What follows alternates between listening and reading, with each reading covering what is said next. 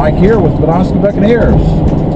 On this episode, we're headed back to Crystal River for our annual fall trip. We're going to be looking for some trout and redfish. Hopefully there's still some snook hanging around the mangroves to catch.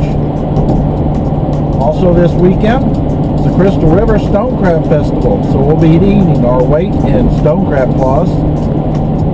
Anyway, looking forward to an exciting trip, so y'all stick around, because you never know what's going to happen. Crystal River, Florida is about a 7-hour drive from coastal Alabama and is located in the middle of the west coast of Florida in an area known as the Nature Coast.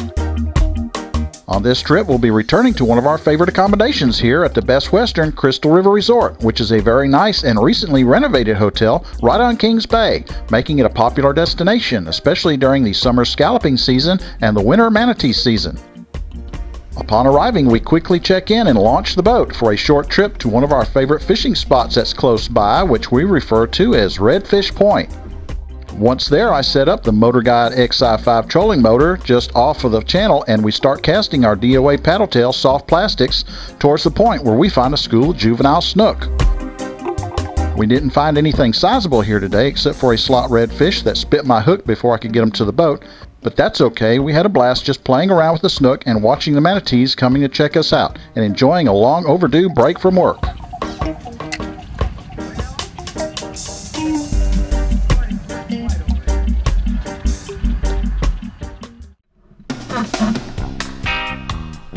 The next morning we got up early, and after grabbing a bite at the resort complimentary breakfast bar, we headed over to Pete's Pier to pick up some live shrimp, ice, and to rent a boat slip for the weekend. Pete's Pier is conveniently located near the middle of Kings Bay and has a fuel dock, ice, bait, tackle, and a few boat slips for rent. After loading up, we head out for a full day of fishing fun. This weekend the weather's looking great and the tide will be coming in soon, but we'll be fishing on a full moon. And that's not the most ideal condition, but isn't it just like me to have some sort of challenge on our trip here? Our first spot today is along a tree-lined section of the southeastern end of the power plant channel. Here I start off throwing my DOA CAL paddle tail glow-colored lure, while Teresa uses an 1/8 ounce jig head and live shrimp. Right away she starts picking up some small redfish as we work our way westward along the beach. Yeah, redfish, flounder, black drum, she's catching everything under the sun here. Even the pelicans seem to be having pretty good luck at fishing this morning. Looks like Teresa has another small redfish on. We're getting plenty of bites and Teresa is killing me as far as putting fish on the boat. We just can't seem to put any keeper size in the fish box. Even this little trout she has landed. They're just not big enough for us to keep. But as we get closer to the mouth of the power plant channel, I do hook up with this trout. This is a nice sized one and definitely a keeper destined for the fish box and the frying pan. Unfortunately, our bite is short-lived as things slow down. But we also wanted to fish the mangroves, and with limited time to access them during the high tide, we take this as a sign to head in. I find a nice secluded hole and quietly get us in position, and Teresa once again catches the first fish here. Another little rat redfish. She gets him into the boat and safely releases him. Here we've changed over to weighted corks and about a 2/0 live bait hook to fish our live shrimp with, and I get out a little heavier combo to pull those larger fish out of the mangroves here before they can foul me up in the roots. Here I found a nice size slot redfish, and my Quantum Smoke 50 PTS makes short order of him, getting him away from those mangroves quickly.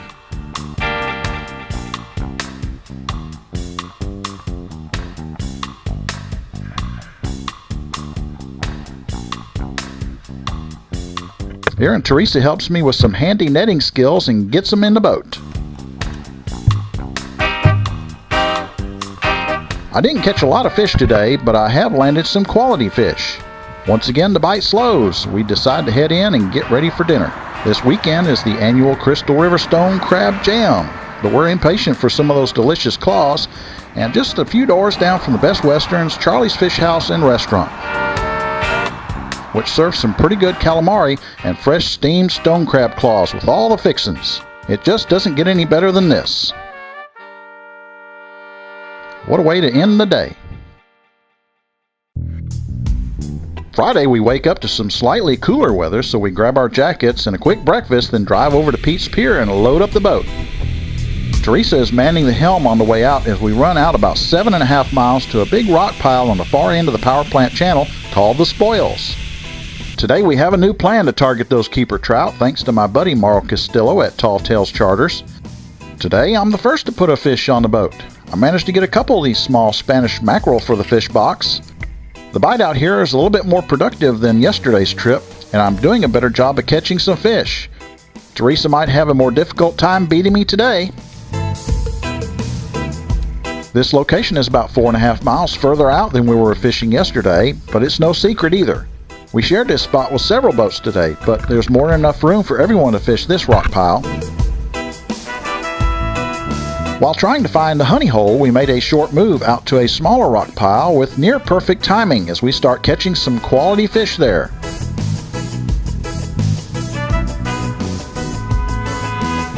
Here, Teresa has snagged something big, and it's giving her quite a workout on that custom trout rod, which is paired with a nice Quantum Smoke 30 PTS reel. Look, it's a big redfish. This one's probably going to be over slot, so we won't be able to keep him, but it sure is a good fight on light tackle. Yep. She sure loves those redfish. I get the net ready to land him, but he sure is putting up a fight.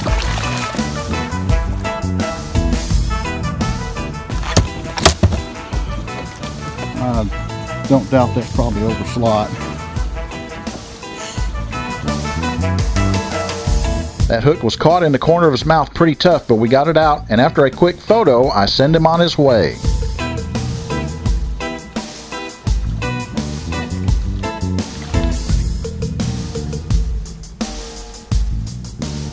Someone must have rung the trout dinner bell here. We have a hot bite for a while, catching several more fish, including a few keeper speckled trout and another Spanish mackerel, but when it shut off, it was over. No matter how hard we tried, we could not get another trout to take a hook for anything.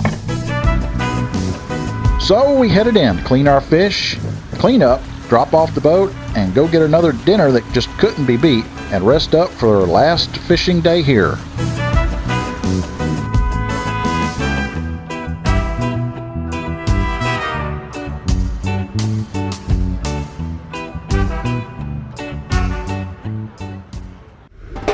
Saturday morning, it's the same routine. Get up, get breakfast, drive over to Pete's Pier, and load up the boat and head out for another beautiful day on the water. Routine? I could get used to this routine. With as much natural beauty all around as there is here on the Nature Coast, the variety of fishing all year, kayaking, boating activities, it's a virtual water sports and nature lovers paradise.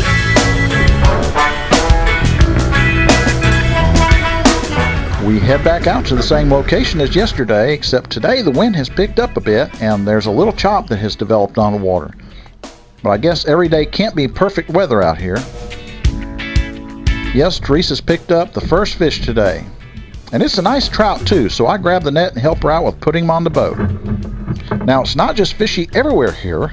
Okay, maybe sometimes, but if you're new to the area, you have to put in your time on the boat like anywhere else. And it might help you to hire a guide to take you out and clue you in on the places and techniques to catch your fish. Or just hire a charter to take you fishing, like Mauro Castillo over at Tall Tales Charters. Teresa is relentless today. Once we tuned in on this spot, she just keeps putting them on the boat. Oh, and there's my fish. Nice little pup. Our length and bag limit for speckled trout here is 5 per person and a 15 to 20 inch slot total length, but we can keep one fish over slot, which must be included in our total catch. Speckled trout, also called specks and spotted sea trout, can grow up to about 28 inches and can live up to almost 12 years of age. Fish from 28 to 32 inches are commonly referred to as gator trout and have been caught all along the Florida coast, weighing in at 10 to 12 pounds, and are enough to make anyone envious of the angler who can wrangle one of these to their boat.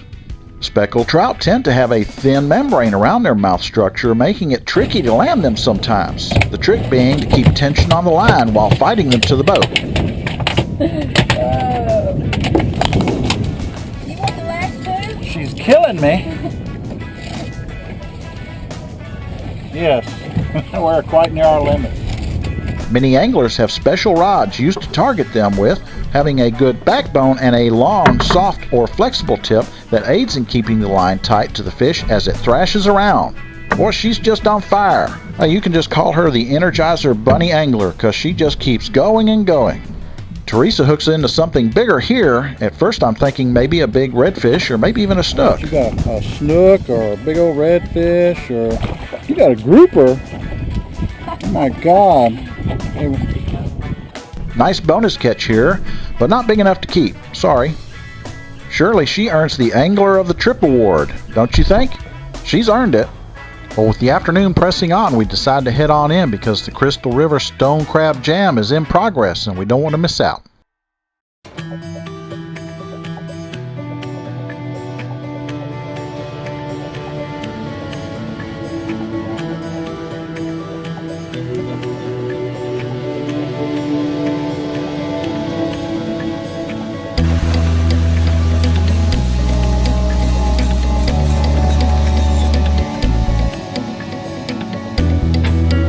Well, the time has come. We've really enjoyed our stay in Crystal River, the accommodations, the dining, the friendly people, and of course the fishing.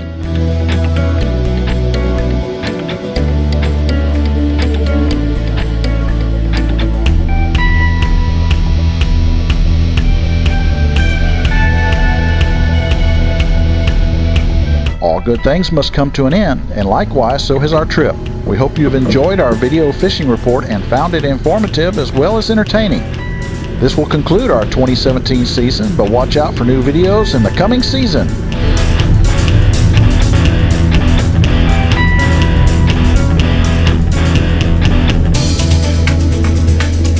Please patronize your locally owned businesses like Tall Tales Charters, run by U.S. Coast Guard licensed Captain Mario Castillo. Ed's Tackle Shop on the 4-lane on the south end of town. Pete's Pier, Marina, Fuel, Bait, Ice and Tackle in the heart of Kings Bay. Follow us on Facebook. Be sure to check out our website, the Coastal Alabama Anglers website, with weather information, radar, webcam, interactive map, and other useful information for the coastal angler.